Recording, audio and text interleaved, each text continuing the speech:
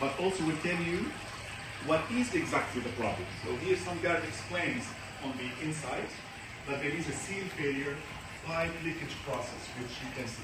Yeah? On top of this, our process engineers will also further investigate the issue. Yeah? So they break down the issue for you. They tell you what happened exactly to the equipment. By not only checking the equipment, this particular equipment, they check also the surrounding equipment in the plant, and they share a detailed feedback to help take accurate action.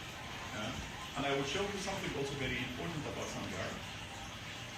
When we go to the dashboard,